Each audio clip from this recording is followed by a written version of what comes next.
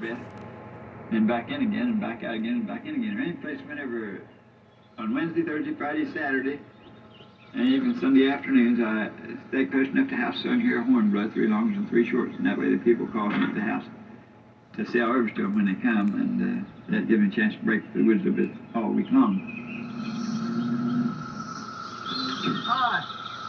Campy. How are you? Good. Who are you? I'm Bushman, Indiana. Oh, you're coming to go with me this summer in the woods and get these herbs, aren't you? Yeah, really. You were here last summer for 3 days. Yeah, okay. Your sister, yeah? Okay. You going out to the woods? Yeah, we're going to the woods now in a few minutes. Very fantastic. This here's a pretty day for going to the woods. It's a real pretty day to go out and get herbs and things. There's horseweed there, and one lady asked me if horseweed cured rheumatism and arthritis, and I told her sure. I said if horses eat it, they don't have rheumatism and arthritis. There's a big bitter elm. Look at that big thing. Ain't that a whopper spread out outfit? Here's your lind tree, and the bark off the lind tree is a lot like slippery elm to use. That's about the next best thing I know of to use like slippery elm. Tim, I got a story I'll tell you that's pretty rich one.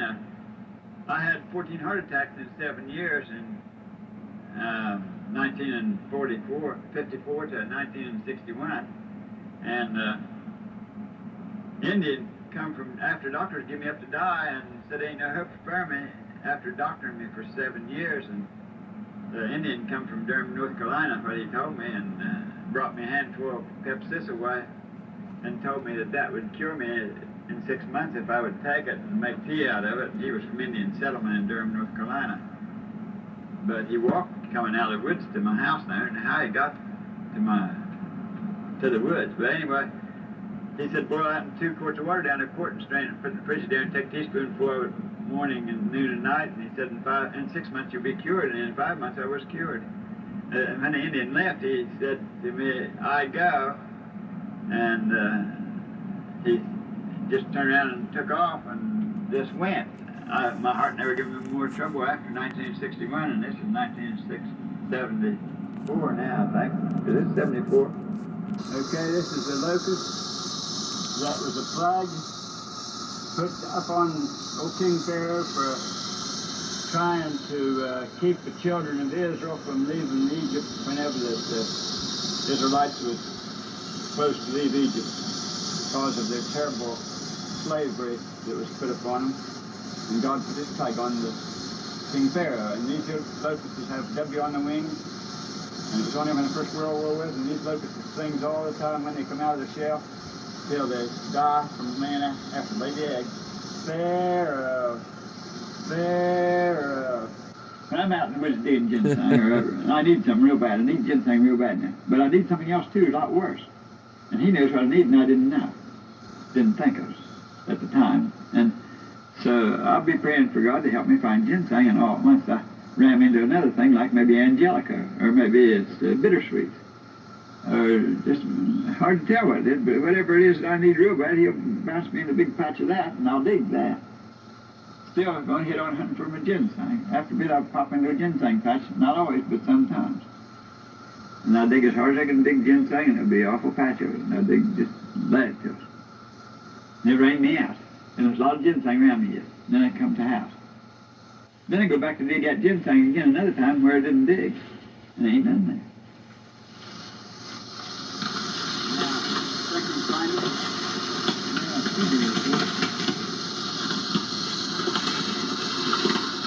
So guys, just so you know, this is an Appalachian man who does mail order herbs and knows exactly what to give you for what your issue is, and he did that for a living. This is, this is amazing. It's awesome. Ginseng grows all around Kentucky, by the way. I'll unmute it. Sorry about that. Got that here. Oh gosh. This is old world, baby. If I can find that. Something's the matter somewhere. He's digging sang right now. That ain't that a little, oh look at that, ain't that a something? Look at that. Does each notch on there represent a year of growth? Yeah. Notch on the stem? Yeah. About how old is that? See, it's been from through down here up to there. It's all not. And that there is, you boil 1/4 ounce of this in 2 pints of water down to a pint and strain it and take a teaspoonful each night before you go to bed, and that's great nerve medicine. And it is a sex restore. Hear that, sex restore?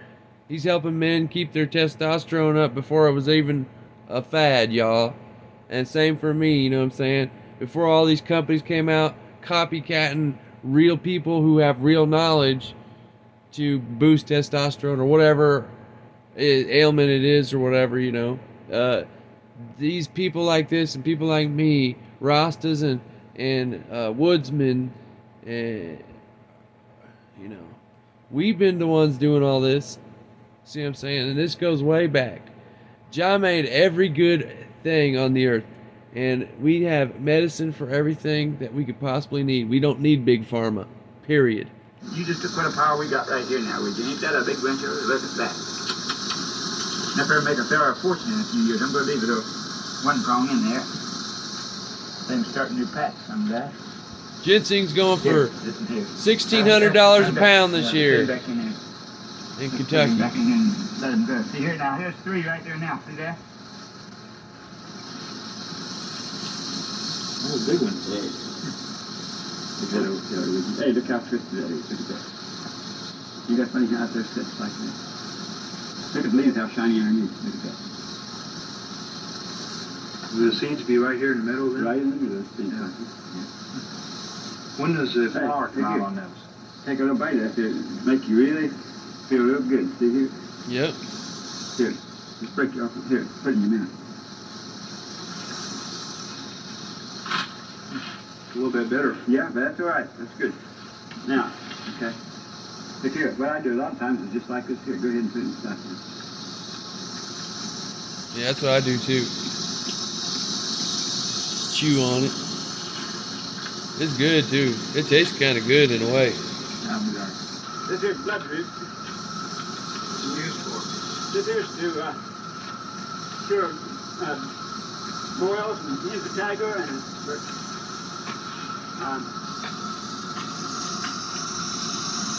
cure can't think of the name of that. This is for purify blood if anybody got boils, impetigo and blood poison. It's for gonorrhea. It's supposed to cure for gonorrhea, and then it's good for syphilis. It's cure syphilis complete. Hear that? Bloodroot's good for those STDs. And This dude goes way back, dude. He was talking about being around 1936 and shit. Same time as Haile Selassie. Take teaspoon for each die.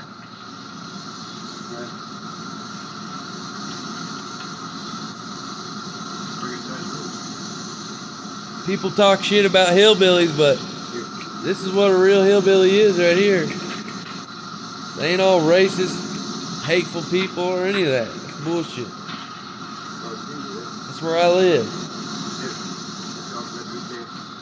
Yep. Get the measure. Move on.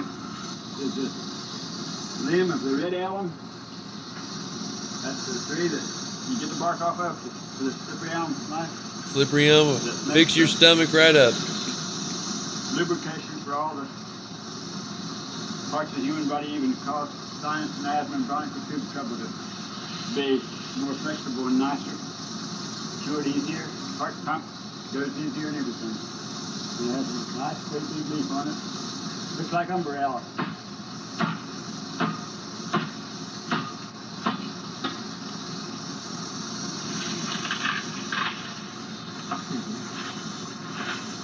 The bark off the root of this here is what makes it. Look how thick that bark is. Here. Is that the slippery part? Will you cut the root itself up and use it too?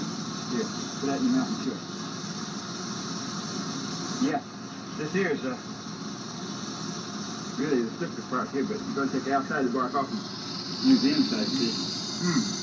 It feels like it's got a lot of mucus in it. It is. Yeah. It's real sweet. It's got a good taste to it.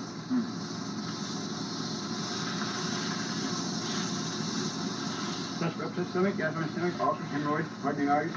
These things, snake bites, poison ivy, itch. Take corn off your toes, make the girl's skin nice and flexible and softer, and take old people's got wrinkles in the face, and take the wrinkles out of the face. Take calluses off your feet. They usually then cover wagon field days to grease the wagon fields with so they could go through the desert easy by putting water on. Ooh, there's a wasp. That's all right. Go ahead and get him. Yeah, but I don't want to get stung by a wasp. They won't sting you, maybe. Yeah, maybe. Go on now. Come on. Yeah, good boy. You're pulling backwards on him. If you pull it on the other side, it'll come out easy, see? Just hold still. Let the wasp fly back up there. Raise up there now. Come on. Yeah, now it's a black snake, and it's a male. And it just come here a few days ago. I only seen it one time. How can you tell it's a male? The spots. Oh. The female all black. That's a non-poisonous, Yeah, female, non-poisonous snake. Get away from him. you might not. He's really even-tempered. He's not really trying to bite or anything. You get a hold of him now. There. Take him back over there again. Yeah. Hey there. Whenever I see one in the woods, I never do kill black snake or anything like that. And if a copperhead is really not trying to bite me or something like that, I even let it go. Just go and leave it be. Because snakes is in this big world, and this is a big round world, and it's got room for all kind of animals and people and everything. And so they're just still a nice little thing. It's beautiful that God made to beautify the world with. And I even enjoy running on the black snakes in the woods and things like that. When I'm out digging ginseng, I even think I got company when I got one around me. This here is an Indian herb tonic made up of the Indians that got 15 different kinds of herbs in it, and it's a pepper and good for everybody for about every kind of heal, or whatever you want to call it. For rheumatism, neuritis, arthritis, bursitis, high blood pressure, drops, gallstones, kidney stones, fat, overweight, and 2/3 heart trouble. And this is, you boil it in 2 quarts of water down 1 quart and strain it and put it in the fridge there. Take a teaspoon morning, noon, night. Now, in this here, it has ginseng, yellowfrell, sassafras, wahoo, slippery elm. It's got peppermint, and it's got 5 cancer cures in it, and it's got 3 nerve medicines in it. It's got, in fact, in 2.5 hours, well, in 2 days, you're rid of rheumatoid arthritis, and in 2 weeks, you're rid of diabetic, which is sugar diabetes, or high blood pressure goes down to natural normal. Angelica, oh, there's that there, wasn't that thing? While goes ginseng, it's really a picker-upper and pepper-upper and eyes, nerves, brain, heart, and kidneys, and restores the sex 1/3. That's really a great, that's a really advantage right there. Yep. Now, this here's a plant that grows about 7 feet high and 4 inches in diameter of the ground, and I got a bushel of roots off of one root last winter. A bushel of just roots off one root, and I sold that thing in about 3 weeks, that whole root. What's your birthday? March the 8th. March the 8th, okay, now look here. Now here's where you're at your Pisces. Now, you, perfect match, if you'd marry a perfect match is straight across from you, which is Virgo, see? That's August 23rd. August 23rd to September 23rd, see? Now, you get the second best match by jumping over this here one here, which is Aries, and you get Taurus. Taurus, yeah, that there's from April 20th to May 21st, so that'd be one of the second best, and over here another second best to you. There's from December 21st to January 20th, that there's your second best. Now, one people get the perfect match, one out of, each person gets one perfect match when they don't know what their signs are. Now, and 2 get the second best matches. And the rest of them you dump in the garbage can. Now, but you got some third best matches. Here's one third best match for you here. And another third best match for you is Cancer. Now, and if you marry somebody in your own sign, you can't talk to them, they can't talk to you, because they know what they're for you know. See, you're born right in the same sign they are. So if you say something to them, they say, I know. And if they say something to you, you say, I know. Okay, like right now, we're seeing beaten. That's right. Now, he is only just love, that's all he is, just a bundle of love, see. Now, but you gotta really come up against those this year. Let me see. So this is really like, maybe like something akin to the original white Rasta, you know what I mean? Because he believes in the Bible, he's Christian, but he's not afraid to recognize that Jah made the charting of the stars, and Abraham was asked to chart it, and that the zodiac has its place. And there's actually a Hebrew version of it that comes from Hebrews, right? It's not this pagan version. It doesn't mean you seek out horoscopes. It means that you know the truth about the charting of the stars, which Jah made the heavens, and he put the story in the stars. The whole creation story is in the stars, all from Genesis to Revelation. So you just don't do witchcraft. You just don't do the magic shit. You don't soothsay, and you don't seek out wizards or a horoscope for your guidance in what you do, in a sense. Like, but he's just saying what this chart shows, that your best potential mates are these and those things because of whatever reason.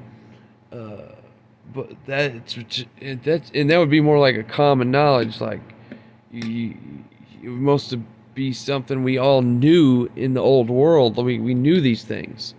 It's more like, you're supposed to put lemon juice in your tea, for this sort of reason. That's what I'm trying to say, is that it used to be normal to see this stuff. Not do witchcraft, not do horoscopes, not do all that. But to see the wonder of Jah and creation in metaphysical sense was normal for Christians to understand.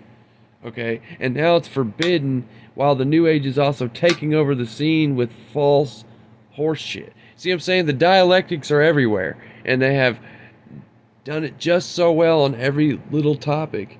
We're talking about the grand conspiracy here. And then people like this, I mean, this guy is essentially a Bushman, right? And his business is based off of being Bush. You know what I'm saying? So there is no boundary of race. Only that is artificially created by I people and the Babylon system. We create this boundary.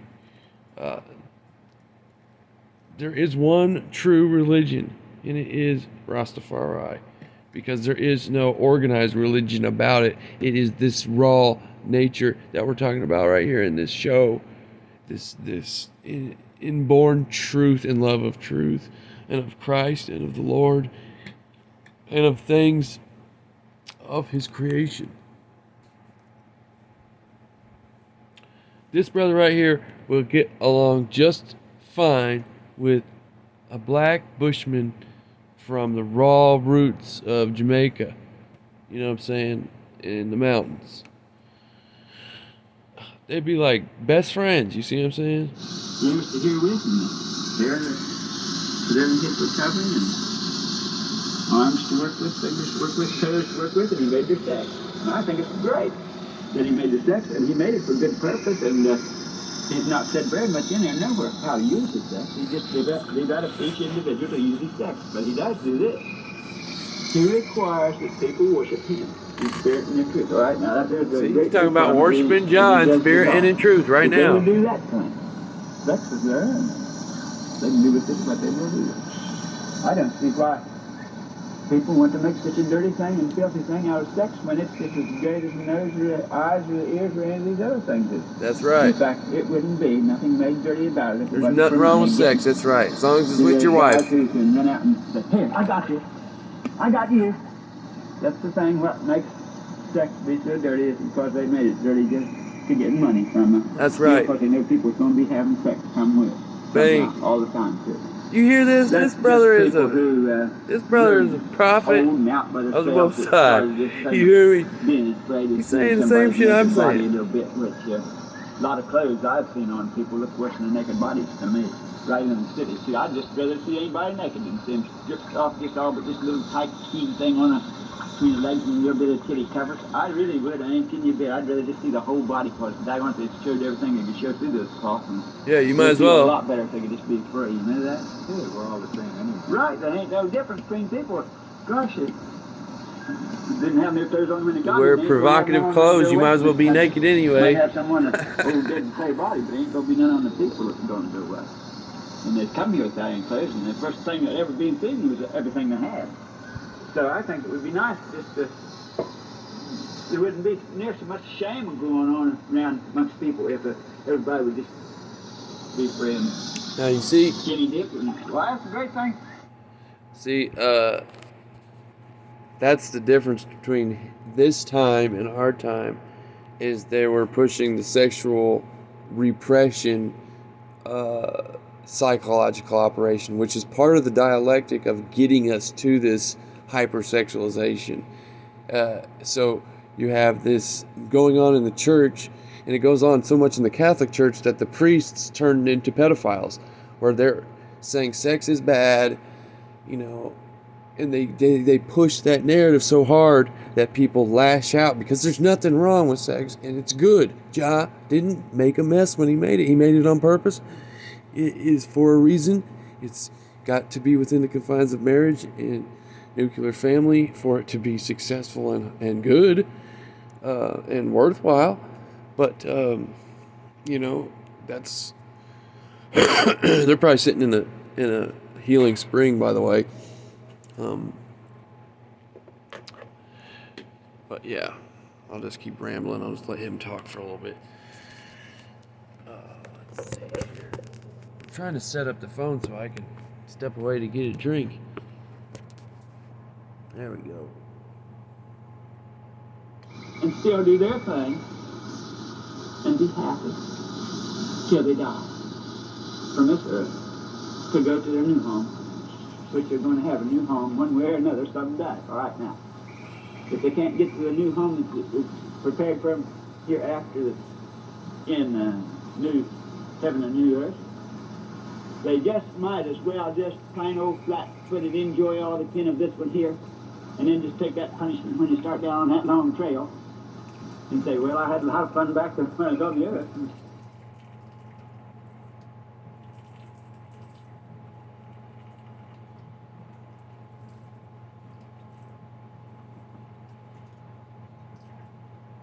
Oh, I guess that was in West Virginia, not Kentucky, but that's real close to Kentucky. Where I'm at, it's the beginning of the Appalachians. It's beautiful out here. I think in a lot of ways it trumps California's beauty because there's so much To obtain negative. copies of programs in the Headwater series, please write out. There's so much negative shit going on in California that it's just not worth it. It's just, I never been there in my entire life, and then my honeymoon with Katie with New World Order to Fire was supposed to be in California. That's what we were doing. I was like, she just got through the hospital thing, and I could have chose to move one place and just work a bunch and get us on our feet, or I could go to California first, get paid better for work, and get paid to do something I love, growing and trimming weed. I actually don't love trimming weed anymore. After a while, it gets old. If you've been growing your for so long, it's not exciting. But I'd rather get paid to trim weed than to kill myself landscaping and doing hardcore hard labor and getting paid shit. So I thought, we just got married. Let's go on a honeymoon trip to California and actually have a good time. I took money with us. We had plenty of money to get there, get going, get a little bit of work, and enjoy our time there. But as soon as we got to California, first of all, the trip to California was a shit show. And then as soon as we get to California, it's like being in hell. From the south of California to the north. And it was like right in the midst of COVID basically too. And prior to COVID, California had been falling downhill super bad. But I didn't know we wouldn't have been able to go there and do the things that I've always heard all my friends do. Go there, make a bunch of money in the cannabis industry, under the table, over the table, whatever you want to do. I was going for under the table. And I had seen so many friends come and go my whole life. Go to California, come back, and be doing well. I'm gonna take a screen off because I'm not watching that no more. But and they'd be doing well for themselves, right?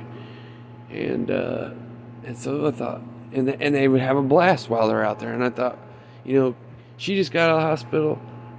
I'm gonna take a risk and take all our dough, and we're gonna go to California, and we're gonna have fun. We're gonna have our honeymoon. We're gonna be having a romantic, fun time, and we're gonna be making good money, doing something that's cool and fun for her because she'd never done it. She loved cannabis, but she had never been really part of any of the work that's involved, except for when she first moved in with me where I was growing indoors. And so I thought that would be great. She just got out of this hospital thing, went through this whole crazy mess. I'll bring her a lot of elation. As soon as we get to California, it's on the way, we get robbed. I'm telling you, like, she is cursed. She cursed my life, okay? I've went through a hard time in my life in general, but I've never been through so much consecutive, insane bullshit every day of my life for 4.5 years straight, ever. This has never happened to me. It is just madness. But as soon as we get to California, it is like, oh, you almost get human trafficked multiple times, robbed multiple times. Everything is just evil, and everybody is insensitive and doesn't give a fuck about anybody more in California because they have seen all these homeless crackhead kind of flocka and all this kind of crazy shit for so long that they're desensitized. So when somebody asks for help there, they're just completely blank to it. And like it's like a diamond in the rough. Like we had one person that walked past us